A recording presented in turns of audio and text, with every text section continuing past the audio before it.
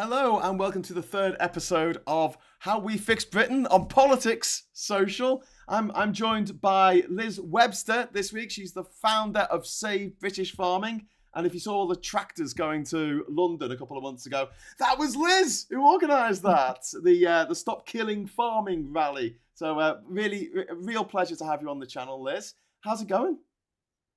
Yeah, I mean, it's busy at the moment. We've been much delayed because of all the rain, and we're in major catch-up now. So yeah, just finished silaging and clamp. We've been sheeting over the clamp today. What does that mean? What's silaging? What's that? What does that Silaging. We cut the grass, and Yeah. we have a big heap called the clamp, and that's where the grass goes. So that we've got feed for the winter for the animals. They have to go in the shed in the winter. Oh my Cattle. word. It was your farm that had the big message from led by donkeys. I don't remember this amazing shot that was done in 2019, was it? That Britain has changed its mind. Britain now wants to remain. Yes, I had led by donkeys here for three days. Yeah, it was on the helicopter. And yeah, they're great guys. It was really good fun, actually. We might do another one. You never know. Oh, that would be fab. It was so cool as well. Did they just do it with a board and just press down the wheat? No, they had a laser. It was very a laser? forensic. Yeah, and then they lasered it out and then it was pegged out. Yeah, that's why it took 3 days. And then the lad who works for us here, he ploughed it in. Yeah. It's probably still there. You could probably still see it from space because it was ploughed in so deeply. Oh, wow. That is phenomenal. I know, it's very, very cool. Unfortunately, we didn't stop Brexit. So let's talk about the impact of that Brexit's had on farming. So, I mean, you said just before we came on, you never see a happy farmer.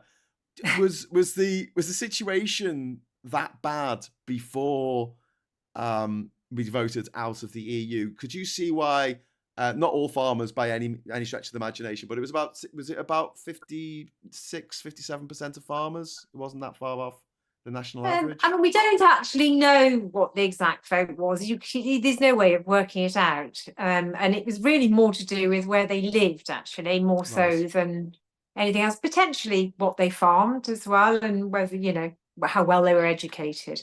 There has been some research done by Harper Adams University, which showed, in fact, the vote was lower than the national vote. But the biggest vote for Brexit out of the farming community was in Scotland and Northern Ireland. So all of these people thinking that the Leave boards influenced England is actually can't be correct, because the boards in Scotland didn't influence the voters up there. What was their beef? I mean, see the little farm pun there. What was their problem with the EU, with the common agricultural policy? What were the things that people complained about and said, "Oh, we need to pull out"? Look, they believed the lies. They believed the lies of the scapegoating of the EU. Ultimately, the offensive on farming began really with the birth of Tesco. And in 1964, the Conservatives under I can't remember his name now. Hume. That's it. He repealed the well done. Thank you. Yeah, another one that came up a bit like Cameron through the Lords. Yeah. Yes, another dodgy one. And he repealed the Resale Price Maintenance Act. And that was a buffer that was in place to ensure that, price of production was protected. And that was the beginning of it. And then Thatcher disbanded the Milk Marketing Board, and all of those things meant that supermarkets, as they've got bigger, have been able to push down farm gate prices. And the Common Agricultural Policy, in many ways, provided a buffer. So farmers their income has been shrinking and shrinking and shrinking over the last 2 decades. And they blamed all of that on the EU. And they didn't realise. Then they were jealous of the French farmers, saying, the French farmers are favoured by the EU and we're worse off. And so they didn't really, I guess, do the homework to understand what was going on. That's where we are now. A lot of them have realised. Some voted to stop immigration. Some were just sold into all of these different things that they believed immigration were using up their hospitals. What about the CAP? What about the Common Agricultural Policy? Was the Yeah, kickback against that? I think they wanted to farm without any red tape, but of course, it was Because then always no a bit one will buy silly, your really. stuff. If you want to be paid, if you want subsidy, then of course you've got to be controlled in some way. If you want Yeah. food standards, you've got to be controlled in some way. But Brexit has increased red tape, and that's exactly what we tried to communicate to them. But the farming vote largely is tiny. There's not many farmers. There's other industries attached to farming, lorry drivers, livestock markets, retail outfit, like Mole Valley or those sort of outlets. There's plenty of, and then the food processors.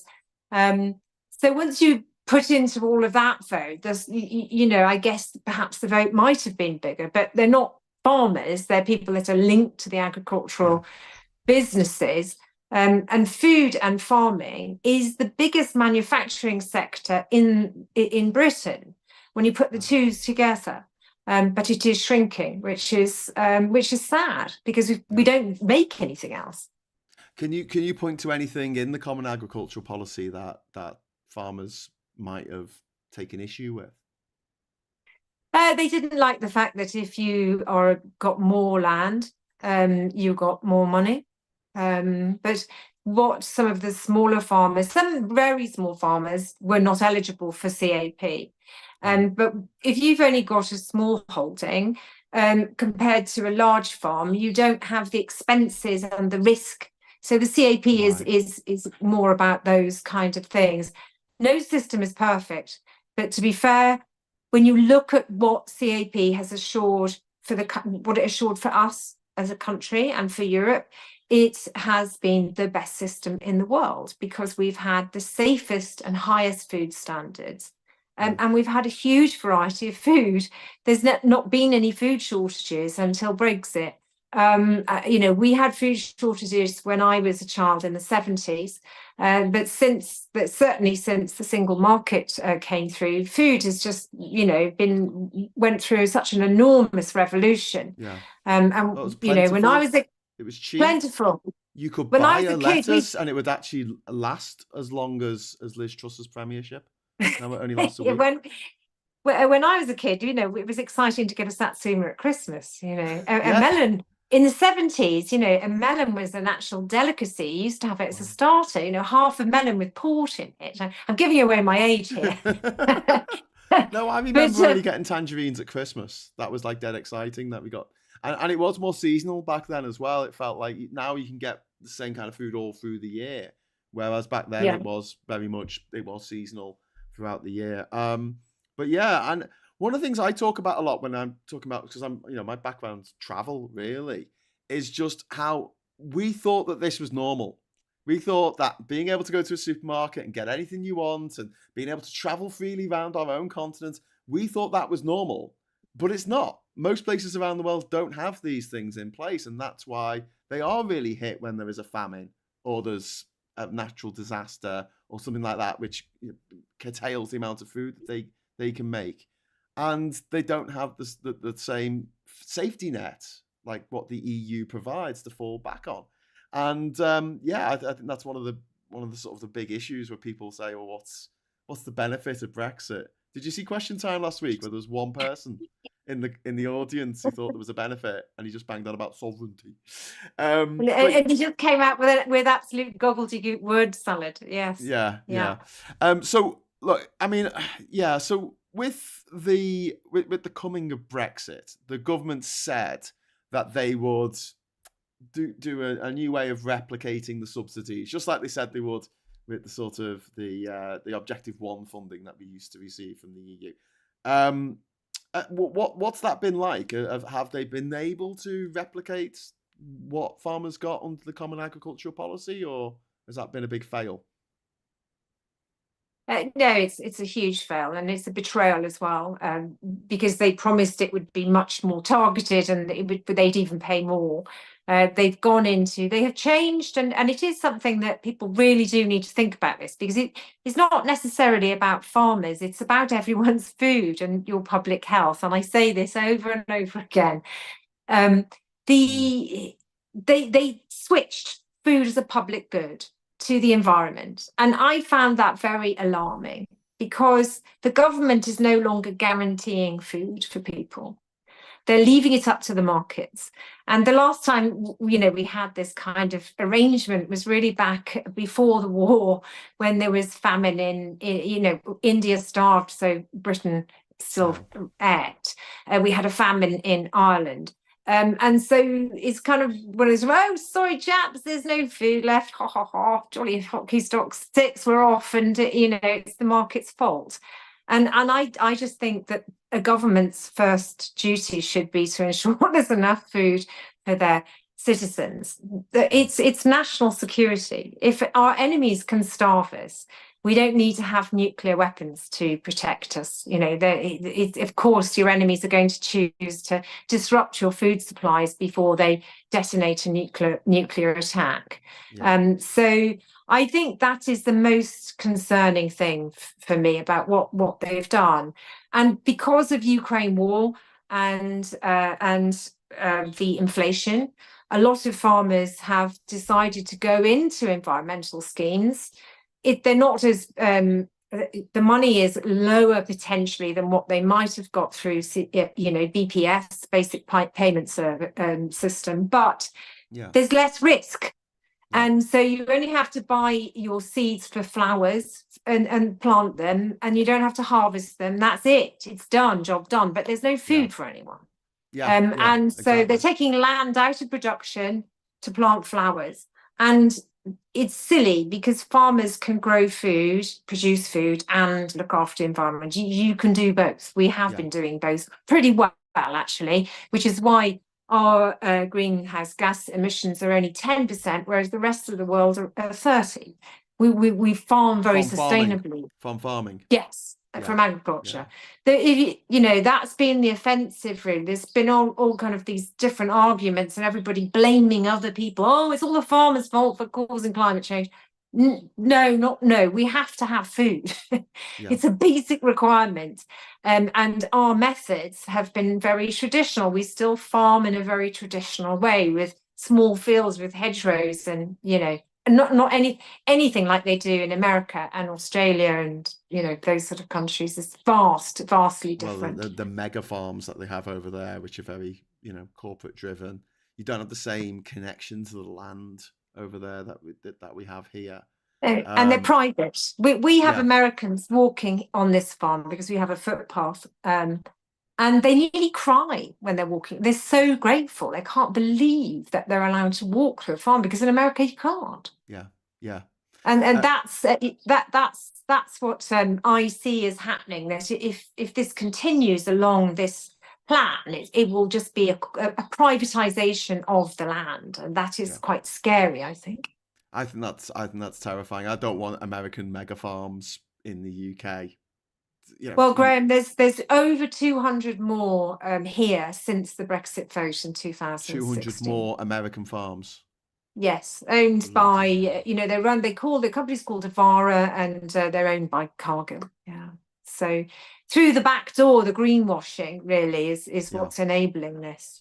Well, greenwashing is a big thing. But we've got a question that's just come in on the chat from number 3. Thank you very much for the super chat, mate. Asking, is vertical farming at all viable? No, it's not. I was going to say vertical farming is another trick that has been very good for investors. For big companies, they put down the first thing, we're investing in vertical farming because it makes them sound nice and ethical for their share prices and so forth. So what I hear from big farmers who grow raspberries and soft fruit, big farmers in the country, is that vertical farming is too expensive. It uses far too much energy. And so once this funding runs out, they will close. A lot of them have closed already. It is just not viable. Yeah, I just thought it was a bit daft having to pump the water up to the top all the time. And I'm like, can't you just let the rain fall out the sky? It's a lot more energy efficient. So regenerative farming is something that's been pushed recently as well. We've got a user called One Angry Pagan, hello, who's talking about that. But yeah, so when we look to the future now, because this show is how we fix Britain, so it's not just saying what is wrong with the place. Because I think Well, I with was having a most good things, moan then, Graham. sorry. I was having a good moan then. Oh no, I'm just saying that like most people No, know I'm being what's wrong. facetious. Most people know what's wrong with the country when it comes to things like the economy and schools and the potholes in the roads. But farming, unless you're a farmer, unless your relatives are farmers, you don't really sort of understand the challenges that farmers are facing in this country now, thanks to, I would say, years of Tory misrule and Brexit on top of that.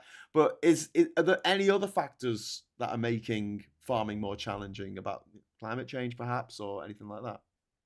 Oh gosh, most certainly. Climate change is a huge problem for us. We've got more extreme weather. So, we had 6 months of rain this Yeah. winter, and then we seem to go from one extreme to the other, and it means that it's more challenging than ever to grow anything.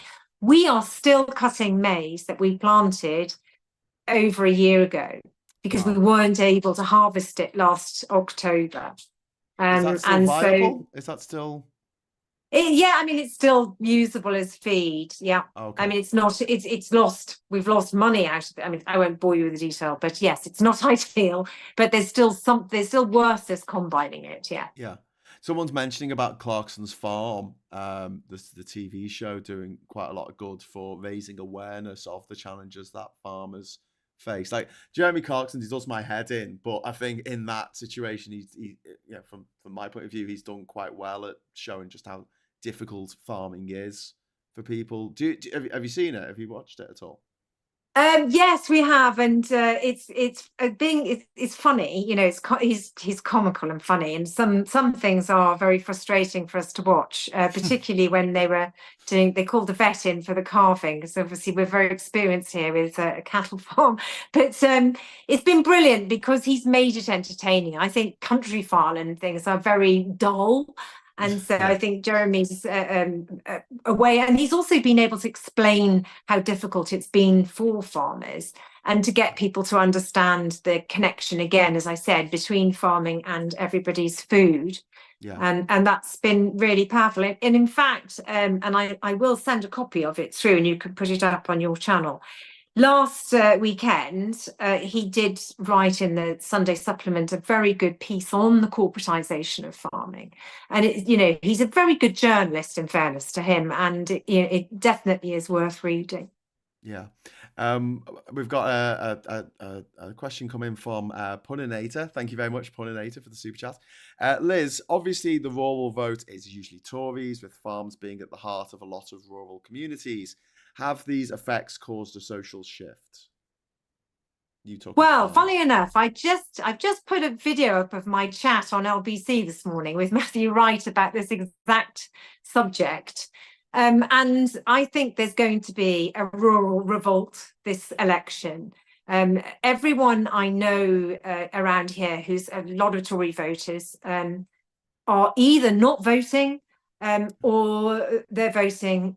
They're voting Labour. Some are voting Lib Dem. They're definitely on the move. So watch this space. I mean, Danny Kruger's seat, who is, in my view, one of the worst MPs in Westminster, and particular threat to women. It looks like that seat is going to go Labour, which is incredible. Fantastic. What about Rees-Mogg? Do you think Rees-Mogg's going to lose? I think Rees-Mogg is going to go Labour, yes. Oh, that is going to be a moment. I'm hoping Sunak goes. I'm hoping in Richmond and North Allerton, given the fact that there's a lot of service people live there because Catterick barracks are in his constituency, and they are not going to be impressed with him leaving the D-Day celebrations early. And he's not done any interviews yesterday and today. He's been hiding away. He's under a table somewhere, like Liz Truss. She's not under a table, said Penny Mordaunt in Parliament. I love the fact that that's now unanswered, that the Prime Minister at the time was not, just to clarify, she wasn't hiding under a table. But yeah, so there's two possible futures for British farming. Let's talk about the sort of dystopian one first. If changes aren't made quickly by the incoming Labour, touch wood, government, where's farming going to go? Is it just going to be American mega corporations taking over? As I see it, we've got two choices. We've pulled away from the port, the EU, and we're stuck. The right, which is Nigel Farage and enough Conservatives, want to blow everything up and make us sail off to America and do a massive amount of dumping of American stuff here and, become a complete vassal state of America. That's what I think their vision is. And I have a lot of people saying, well, I don't trust Starmer. He's the same. I don't believe for a second that the Labour Party want that. I believe that they will put an anchor down with the veterinary agreement. They've agreed that. That immediately makes trade easier. And they have agreed to EU, to align with EU regulations. And I think that process, well, once that anchor's gone down, the Brexitanic is secured. It's no longer going to America. It's going to stop. And once it stops, it's got to go somewhere. And because food production has collapsed so much here, we are reliant on imports more than ever. And so the urgency to undo these new checks that have come in for imports is vital, because we need those imports to come in. And Labour won't want to continue to see inflation ramp up on food, etc. So for them, it's urgent. And I have communicated this. We are working with a Labour think tank, and we are writing policy, but I've been communicating with them the urgency in the need to do something once they're in office, pronto. So that is that. I've always said since Brexit happened, food will take us back in, because it's just not reliable to think that you can feed 70 million people with food coming from across the Atlantic. It just isn't realistic. Fresh food. Canada relies on fresh food being flown in from Mexico, for instance, because of their climate. But they've only got 25 million people. And they've also get stuff from California. They are linked to America. If there's, it just isn't viable to think that we could be set up to cargo in enough food, fresh food, from that side of the world. I don't think it's possible. Well, you can drive a truck from Mexico to Canada in a couple of days. It takes a week for a cargo ship to get across the Atlantic. Simple as that. So for meat it works. If you've got a whole load of carcasses, you can leave them on a ship and it can come over here. They can mature as they're coming. But for fresh products, it doesn't work. And we're more reliant on fresh fruit and vegetables than ever before. More is coming from Morocco, but even so, it just isn't working. So and the other thing is, if Labour doesn't do as I want them to do, we are going to revolt, and we will be getting in our tractors, and we are going to be putting a serious amount of pressure on them. And that's what it's Save British Farming. That is exactly what we are committed to doing, because we're not going to give up our farms easily. Well, I feel like as a Labour member, when Labour are in power, they do have to listen to us a lot more. They have to listen to unions. They have to listen to their members. They have to listen to their MPs more than the Tories ever do. The Tories only ever listen to their donors. They don't care about anyone else. Why would they? And so, the ability for us to put pressure on to Labour to do the right thing is a lot more realistic than us being able to put pressure on the Tories. So you talked about being part of a think tank, or contributing to a think tank for policy going forward. What kind of policies would you like to see enacted by a new Labour government? Like, how do we fix this problem? Well, we need a food plan. We need to know that we can feed the country. So that is the priority. It's complicated, and we're in discussions at the moment, but the primary legislation for the Agriculture Act is really an Environment Act. It's not really an agriculture. It doesn't mention food production. So Right. in my view, we may need new primary legislation, but I don't know if that's going to be possible in this first parliament because of the fact that everybody is set up on this new SFI now, the Sustainable Farming Incentive. But I think in the long run, well, it depends what happens. But that we may have to look at a grant system. But farmers need some financial incentives to start producing food again. Yeah. But to ramp up food production is not easy unless you build a factory and you intensively farm. It's easy to crash it. It's just not easy to ramp it up. It depends what you're growing, but all of the farmers that have grubbed their apples, and there's a lot, they're not going to be replanting those. And if they did decide to replant their apple trees, it's years until they're going to be able to harvest what they were harvesting. Yeah. So all of that has been lost in the last couple of years, and it's tragic. Yeah. Especially for Brexit voters who wanted British values. Well, yeah, and they complain about other people coming here and not having British values. And like, what are your British values if you want to just give up everything that's great about Britain? Christine Cash, thank you very much for the super chat. Attila has a question. What are the chances, thanks for the super chat, mate. What are the chances of UK farmers being able to meet the UK's needs, considering they haven't been able to manage that since the 1920s? Yeah, zero. I mean, if we wanted to be self-sufficient we would never be self-sufficient in agriculture because of our climate, but we could ramp up production. The Netherlands actually is one of Europe's biggest producers, is the biggest exporter, but so we could intensify more. But when you're trying to actually get to net zero, that doesn't make any sense. But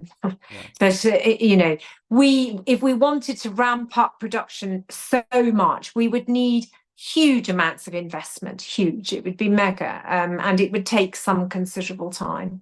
Yeah.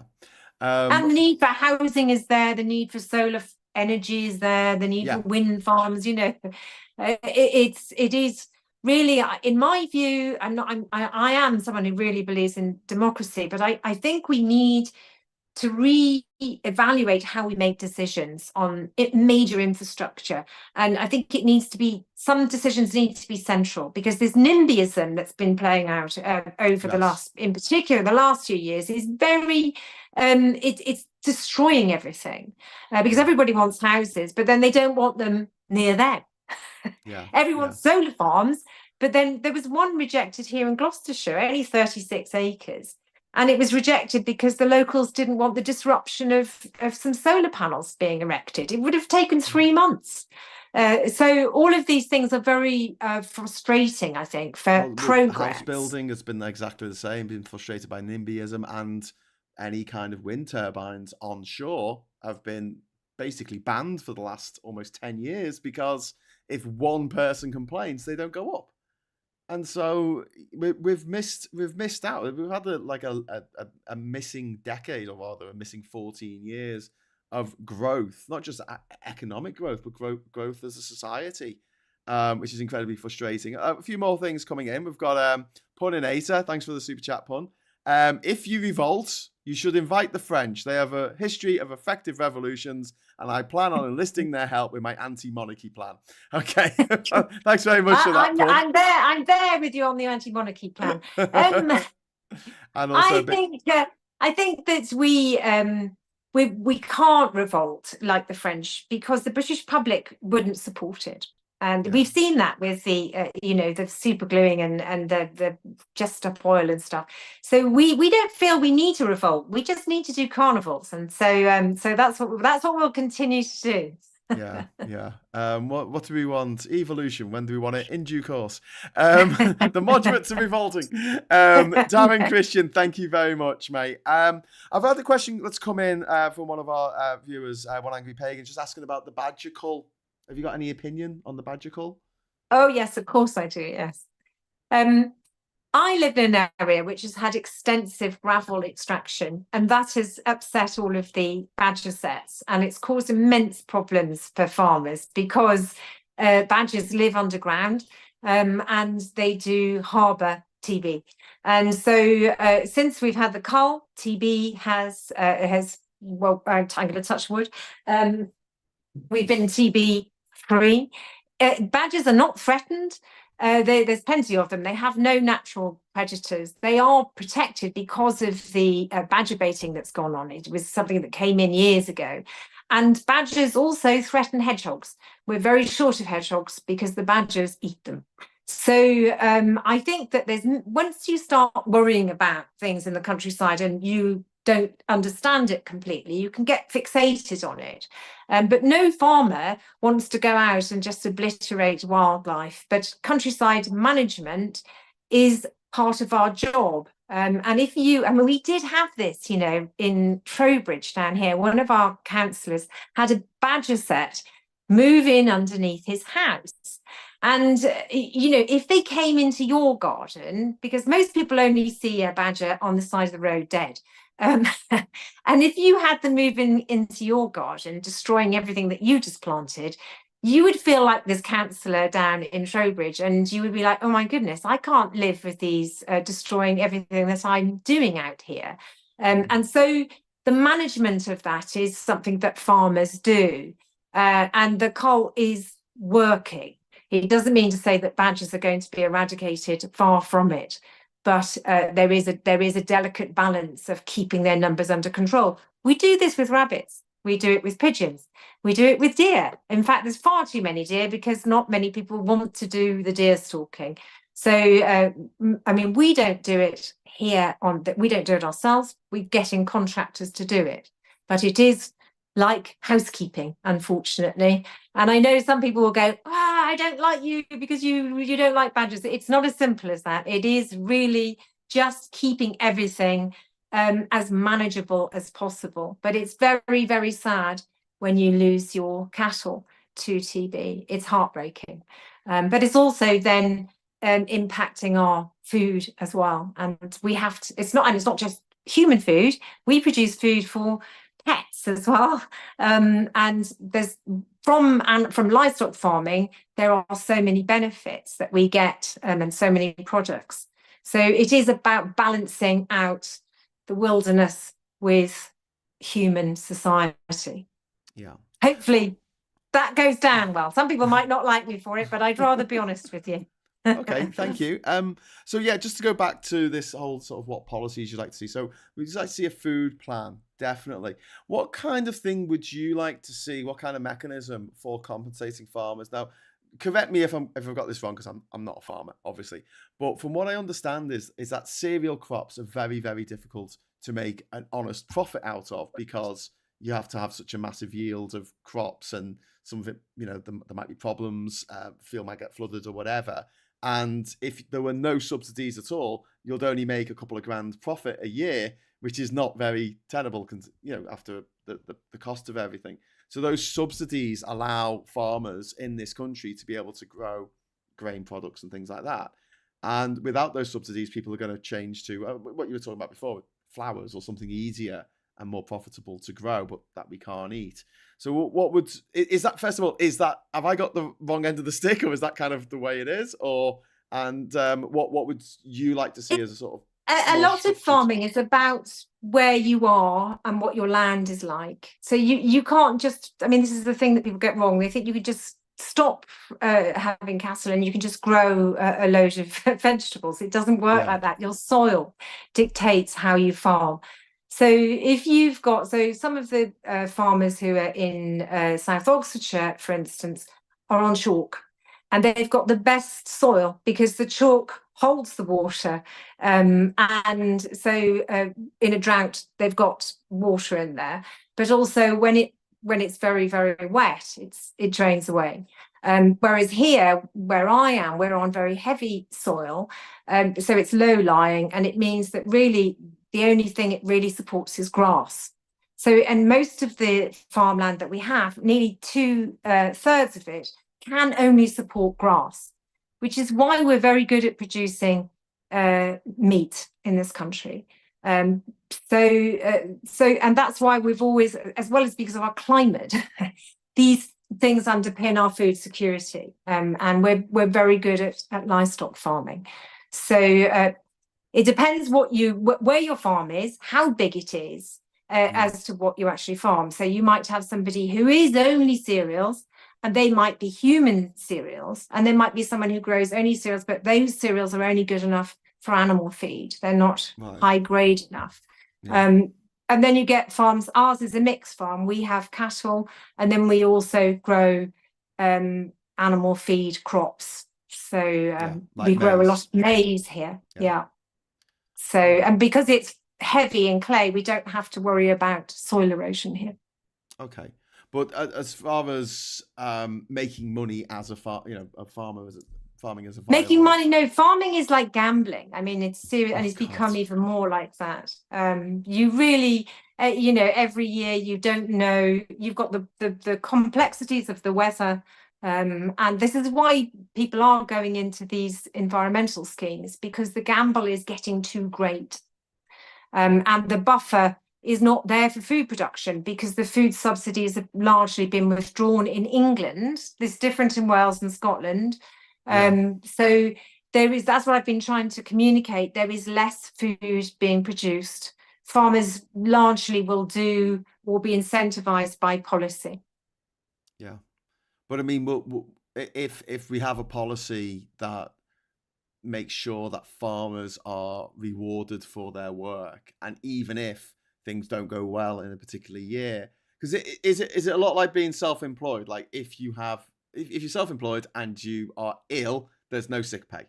On a bigger scale, is that what it's like with a farm? Like if you go for a year and you don't produce anything because of the weather or natural disaster or something, I mean, I guess you're insured, but we're not. Well, no, I mean, to pay insurance for the weather would be counterproductive. No, it's a long term thing. You're constantly having to look a long time ahead, and so if you're a farmer who owns your land, you are asset rich, but your cash flow is so. I mean, a lot of it you get from Jeremy Clarkson. He explains that to you, really, that you've got huge amounts of overheads. The numbers are scary. I mean, just to do the most basic service on a tractor, it's over £1,000. That's without anything else going wrong. And a lot of the machinery costs have doubled in the last few years. All of our input costs. Is there a reason for that? Is that because it's coming in the parts from the EU, or what? Why has it doubled? Yeah, I mean, most of the machinery is imported. So that is, inflation has been a worldwide thing, but it means that inflation here, because of Brexit, is higher because of the trade barriers. Yeah. Right. Okay. I've just got a couple of super chats to respond to. I've got Puninator. I'm not repeating that, Puninator, but thanks for the money. And I've got Ivan Ambrose there saying, while we're on the subject of animals, my dog has to go to the vets tomorrow for a scale and polish treatment on his teeth. I've been quoted £400 to £700. So bear with me, my super chats could be limited for a while. Ivan, you've already been more than generous enough, mate. So just make sure that your dog is given the best possible care. But yeah, that was one of my friends had. It was Super Tansky. She had a cat last year that had to go in, and I was like, "Don't you have cat insurance for its teeth?" And I said, "Don't you have like pet insurance?" She says, "I do, but it doesn't cover dentistry. It doesn't cover the teeth." And it's like, "Oh, for God's sake!" So yeah. But yeah, it's. I'm just having a quick look at what's coming in the chat. Yeah, okay. So we talked about subsidies and having a sort of plan for farmers. What else would be really helpful right now? And can I sort of shepherd you towards see another farming pun? Our relationship with the European Union. What would you like to see in the next 5 years that would really help farming?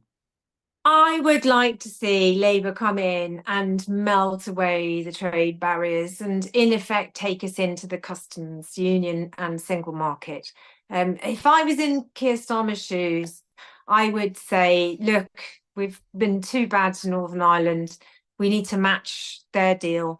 And we need to join Northern Ireland and get rid of these trade barriers. And that, in effect, would be almost like taking us back into transition.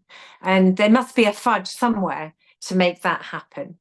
That's really where we need to go. And I think that then, though I think the pressure for Rejoin is going to be immense. It's going to be like a tsunami once they're in power.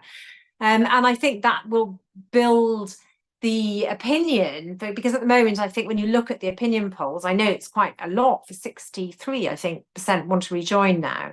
But I think the 30 odd percent who are a bit reticent are probably more in the zone of, oh, do we have to go through that again? Oh, but I think once that campaign builds, that people will go, oh, actually, that sounds exciting. We will be able to not and to queue to go to Spain and all of these sort of things. So I think over time something could happen to see us rejoin. But this is why I'm actually quite I'm really enthusiastic about a large Labour majority.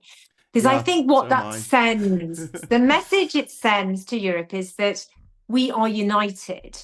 And not only that, it means that we're not going to have this Punch and Judy thing. I think we had a large Labour majority after the war with Attlee, and that government was transformative. And I think we're just crying out for that sort of power in the right hands. And I just need to have faith in that possibility for my own mental health, I think.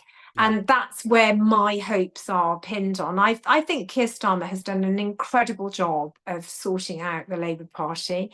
I know he's a bit dull and forensic, but good. That's what I want. Need. After Boris bloody Johnson and Liz Truss and their bloody letters, I want politics to be boring again, because that's what it should be. It's not. So I've really come round to really be a bit of a Starmerite, actually. But I may be over optimistic. Weren't you Lib Dem? I was. Yes. I was Labour. Yes. Okay, yes, so you stood as a Lib Dem. I stood as a Lib Dem a few years ago, so apparently I'm not allowed to support Labour now, because I don't pass the purity test. But then again, like I said before we came on, the right look for converts, the left look for traitors, and we need to stop doing that. But before we go on, we've got a couple of messages that have come in. One from Joe Hay. How you doing, Joe Hay? Who's saying that she really likes the new name now that we're Politics Social rather than Labour Social. Although I realise the background text is still saying Labour Social. I will have that fixed tomorrow. And Darren Christian, thank you very much for the super chat there, mate. Asking, what can Labour do about rural crime and theft of machinery? This is why I'm excited, and I did talk about this on LBC this morning. For the first time, having Labour MPs in rural seats is going to be transformative, I think, because we've never been represented by Labour people, and it would be good to actually have some sensible decisions again around, around crime, and in some investment in our police force. Look what the Conservatives, aided by the Lib Dems and coalition. By the way, I was only a Lib Dem after the referendum. I was Labour before then. So was I. I was Labour until 2017, and then I stood against my local MP. Because I said that I would if he voted to activate Article 50 with the Tories. And it was a bit of an idle threat at the time, because I didn't think the general election would take place until 2020. And I didn't actually think he'll vote for it, because there's 5 MPs in Liverpool. I think 3 of them abstained or didn't vote, voted against it, even though it was a 3-line whip. But my MP, Stephen Twigg, in West Derby, Liverpool, he voted with the Tories on it. So I was like, right, that's it. I'm going to stand against you in the next election, thinking it was 3 years away. And then literally the next month, Theresa May called a snap election, and all my mates are like, Graham, you're going to have to stand now because you said you would. But yeah, I stood for Labour, and this is the joke, because I got kicked out the party for standing against them. So I got a letter off them saying you're no longer a member. So I went down to the conference in Brighton when it was down there in 2017 with my letter saying I've been kicked out the party. And said, I've been kicked out the party, but can I have the exact same rights as I had while I was in the party? And they were like, no. I was like, get the joke, do you? Because that's what they want. That's what they wanted from the EU. They wanted exactly the same rights that we had when we were members of the EU without being a member of the EU, which was bonkers. Yeah. So So yes, it's all been a bit higgledy-piggledy, but I think that we're on the. I feel as if we are hopefully on the right track. And I also work with Sean Rickard, who's the former NFU chief economist, and he's really excited as well. We both are, as in this we feel hopeful, and it's important to feel hopeful. Change is coming, and for rural seats, my MP. James Gray, he's been here for, I think, nearly 30 years. He was known as the sleaziest MP in Westminster before Boris Johnson. He left his wife when she had breast cancer for his secretary. I mean, they've done nothing for these seats. They don't care. They've just taken us for granted. So I have got a Labour candidate who is an economist. She used to work in the Treasury. She's absolutely amazing. I'm like, I want this person to be my MP. I want to be represented by somebody who really wants to fix Britain, and that's what I'm excited about. And so I feel, and all of the Labour candidates I've met around here have been really great candidates. And again, that comes back to Keir Starmer. He's done a jolly good job. He's done a bang-up job. Taking Labour from where they were in the depths of darkness of December 2019. And everyone was saying, oh, the Tories are going to be in for another 10 years now. 80 seats down. The Tories with an 80-seat majority, I should say. And Labour needing to win over 120 seats, I think, just to break even, just to try and get, control back. And he's made Labour electable, and he's detoxified the party. And I think that's amazing what he's done. And when people say, oh, but he said he was going to do this, he said he was going to do that, I can't say, well, it's not a dictatorship. He's got to work with the party, and if they can't do something or don't want to do something, he can't force them to. But obviously, another problem with the left is we tend to hold our elected officials to a higher standard than the other side do to theirs. Puninator, thank you very much for the super chat there. Rejoin polls might be skewing the Rejoin vote down on the false assumption that the population statistically is the same percentage as 2016. It might be, but as Phil Morehouse often makes the point, we aren't going to rejoin the EU until we get Tory voters on side for joining the EU. That's what we got to do. Doesn't matter how many people on our side are saying we need to do this, because the EU is going to want to know that it's been put to bed. It's that it's a done deal. Once we're back in for good. And there's none of this. Well, when the Tories get back in, they'll take us out again. But going back to what you were saying earlier about the customs union, the single market, regulatory alignment. Is that something that you could see happening within the first couple of years of a Labour government? Oh, I think it'd be quicker than that, Graham. It has to be. It has to be. That business. We've got this stupid label coming in at the end of it. There's more checks coming in. It's not finished.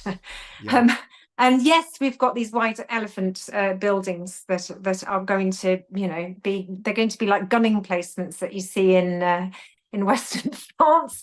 They're going, they're no use, but eventually they should be left there to remind us of what we did when we made a stupid mistake.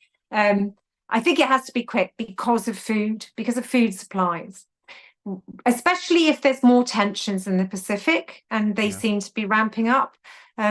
We need to make a very good decision on security, and I think that's the reason why the EU will want to work with us. I don't know if you read the article in the Sunday Times yesterday by Tim Shipman. I highly recommend you read it. And this weekend, the Times are open for anyone can read the articles for free. But it really shows how much work they've been doing in the EU, the Labour Party. David Lammy, another fantastic MP, and so it really gives it's a fantastic read, and you come away feeling very optimistic having read that. I think it'll happen a lot quicker than most people realise, and I believe that has to happen because we are in such a lot of trouble for food. It is, and people are noticing. People are noticing the fact that their daily shop, weekly shop has gone up so much. I think our shop has gone up 50% in the last few years.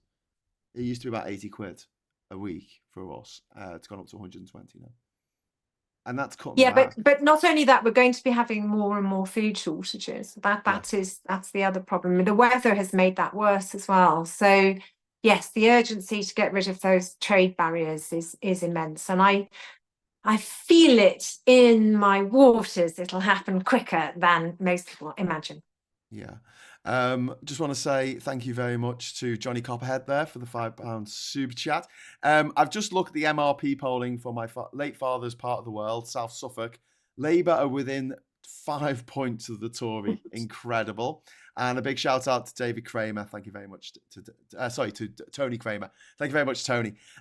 We've got questions about Labour reaching out to rural areas. What would be a good pitch? Because I'm thinking like New Deal for farming or something like that, where it's shown that Labour are thinking about British farming, thinking about British food, because it's not something that the left tends to have been, within there is the farming press exists. And within that farming press and lots of different events that go on, Steve Reed, who is Shadow DEFRA Secretary, and Daniel Zeitner, who is the Farming Minister, have been working really hard and getting out and listening and offering and changing their minds as well. They have changed their minds on right to roam, which is something that would have been disastrous for us. So that's really, that's really good. What's the situation with right to roam? Because I believe the Tories were dialing that back. The Labour Party were going to go with right to roam, and I'm pleased to say they're not. The reason that we don't want right to roam is that people come and walk and get trampled all over your field. So it's like someone trampling all over your garden, as I said, but worse, because you've paid a load of money to plant all of these products in there, and you've got lots. A farm is a working factory, and if you've got loads of people going to come in and just trample all over everything, it becomes a major problem. It works more in Scotland because it's a different landscape. It's not the same as in England, where we have a lot of farms are growing products or have livestock. But so it's mountainous. I mean, are they talking about repealing it completely, or is it going to be a situation where there are public footpaths that you can still take that go through farmland? Well, we've got public footpaths. Yes, there was a desire to bring in a right to roam in England. Then that's a possibility. I thought that we already had that. No, we don't. In Scotland, they have a right to roam, but not in England. Okay. No. So you have to stick to footpaths, and there's a very good reason for that. It's because, as I said, we farm.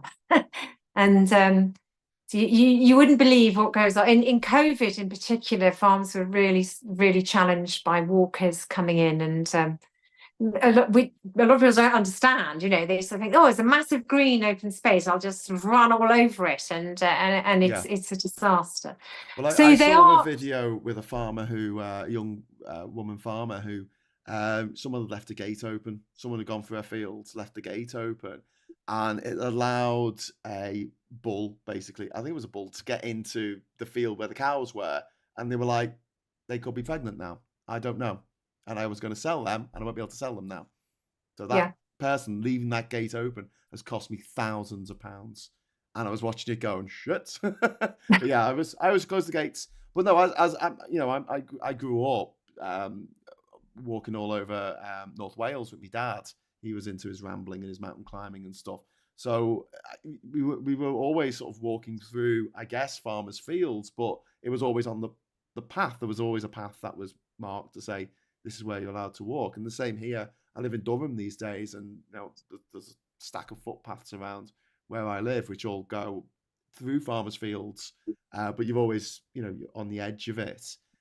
So how would that be policed in a way if they brought in a rule to say, you've got to stick to the footpath? Because I didn't know that was the actual rule. I thought you do that. You have to stick to footpaths. Yes, I mean that is how it is. Yeah, and luckily most people do. I mean, around here most people are respectful, and they appreciate that. You get the odd one, but yes, if you had a right to roam, it would be a totally different thing. It would be a nightmare. Yeah, you also get dog because people were. I mean, we did have a lot of. We did have a lot of people suddenly want to pitch tents in the middle of fields, and that is a disaster, especially if you've got cattle in the field. Well, You know, I Patrick tried to explain McCarthy, this to them. I said, cattle yeah, might just run over your tent in the middle of the night. I mean, I wouldn't recommend it. Patrick McCarthy They is saying, sometimes decide to go for a gallop. yeah, Patrick McCarthy in the chat saying a lot of heavy machinery around farms. I live on one. It's potentially dangerous. It ain't easy being wheezy is saying daily during COVID, I'll see posts by farmers about dogs attacking sheep. Which is another point. I see Dan Smith. You got a fan here. Love Liz. She talks so much sense and she talks straight. She tells it like it is. The Tories have betrayed the country by pursuing self-interest. Disgusting, which they absolutely have. So we're gonna finish up in a moment, but is there anything else that, you know, in terms of like, this is how we fix Britain? We've got Patrick McCarthy in the chat as well has said, thanks both, really appreciate everything you do. That's really kind. Thank you, Patrick. So yeah, a call to action on yes. my Facebook page and my Twitter page. There is a petition, and if people could go and sign at that would be great. It's the pinned tweet and the pinned post on Facebook. Okay, Save British Farming. And what's your handle on there? Is it Save British Farming or one word? Yeah, if you just search Save British Farming, you'll find it. Yeah. Okay, I should put x.com, but I'll put Save British Farming. Excellent. I might work. It's not too many letters, is it? No, it might work. I don't know. See, I just put that into the chat. That's the call to action. If you could sign our petition, that would be great. There is a crowdfunder attached to it as well. If you want to give us some money, because we are trying to raise money for the next demo, which we did plan to do before the election, but Sunak caught us with our trousers down. So it will come in the autumn now, and it'll be Starmer's problem. Think about how the Tory party feel, because he jumped it on them as well. So many of them are like, what? We can't have an election yet. We're not ready. Puninator, thank you very much. In the East Midlands, with one nearby farm, a cow farm, it's got a vote Labour sign instead of the usual vote Conservative sign. Other can you please get me a photograph of that vote Labour sign, and can you send it either to Graham or to me? I would really like to have a copy of that. Thank you. Cool. Yeah, we'll definitely have to do that. And yeah, one of the things that we touched on earlier is that Labour are a lot more accessible. It's a lot easier to communicate with Labour, just MPs in general, but with you actually sitting down with the Labour Party, did you ever get an opportunity to do that with the Tories? Would they ever sit down with you and talk about the issues surrounding? No, the last meeting I had with my MP with the NFU, he said that if we didn't behave, he'd come and take our shotgun licenses off us. That was a Tory said that. Yes, and all the others sort of said, oh, and I actually turned around and said, you can't talk to us like that, and because I actually have had lots of rows with him. So yes, I'm a feisty Welsh girl, so no one's telling me what to do. Good. Well, I mean, as well, it's kind of like, it's not like when Labour win, we're going to go, okay, jobs are good, and just like retire or something. We're going to keep fighting because there's a lot more work to be done. So I hope you enjoyed tonight's show on how we fix Britain. Liz Webster from Save British Farming, thank you so much for coming on. You're getting a lot of love in the chat. They're liking Thank you very much. You can follow me too. I'll try and live one day on my channel, but I'm not brave enough at the moment to try the technical thing. You set it up and have a go at it, because the thing is, it's just like this. It's just like having a conversation. Once you've got it up and running, so I've really enjoyed chatting to you, and it's been really great having a good chat. And I hope to see you again next time you're in London. After the election, Graham, I'm going to have a bottle of champagne here, and let's get drunk together. Oh yes, absolutely, you are. Well, no, we were talking about the Festival of Europe on your farm at some point. Still want to do that? Yeah, we'll get Dave Roundtree from Blair on board, and Tom from Gomez. Let's do our own festival. Let's do it. Anyway, thank you so much. Thanks to everyone in the chat. Thanks to all the super chats, as always. Give us a like on the way out. And if you are a member of this channel or you are a patron of this channel, you can see me just after this. I'm going to be going over to the Discord server in about 5 minutes' time to continue the conversation about British farming. So I'd love to see you there. And until then, I'll say thanks for watching. Hello, good evening, welcome, and goodbye.